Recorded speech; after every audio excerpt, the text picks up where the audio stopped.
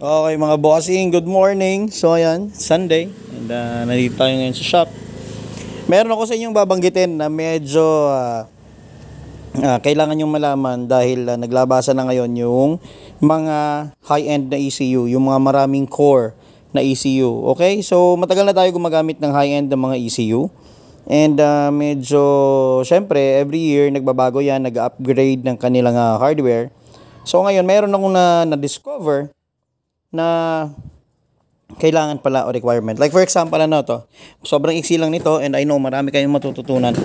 Okay, like for example, Raider 150. Okay, ito. Raider 150. Naka-Tech 2 siya na tri-core ECU. Okay. So, minsan, yan. Okay, yan. Sobrang lamig. Okay? So, napaka-importante, lalo na sa Raider 150, yung magandang battery. Alam niyo kung bakit?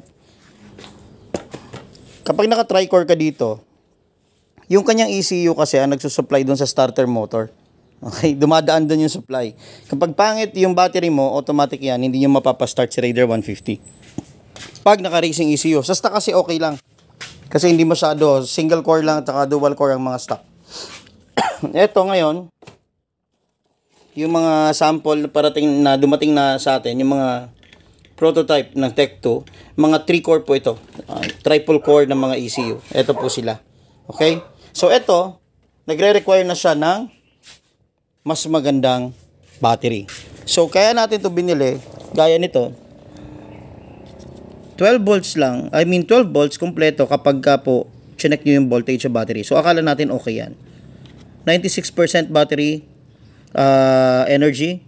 Pero pagdating po, okay, sa CCA, ayan, bagsak. Resistance niya, mababa. 42.29. Result, battery damage.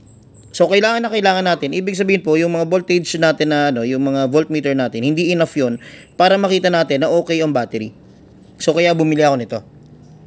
Okay? So, yan mga kaibigan, isa yan ngayon sa pinaka-importante ngayon dahil yung mga high-end na mga ECU, yung mga tri-core, quad-core na mga ECU, napakasela na po noon sa battery. So, kahit sabihin natin multi-tester ang gamitin nyo, kapag hindi nyo na-gets, yung kailangan sa starting ng ECU, hindi po tutuloy. Kasi usually po, yung mga ECU ngayon, may mga fail-safe yan na kapag pabagsak ang CCA, hindi nila binibigyan ng ignition or hindi sila nagsusupply ng maayos sa ibang sensors, lalo na FI. Okay? So, ayan mga kaibigan. This is Chris Monk. Sobrang iksi lang po na paliwanag.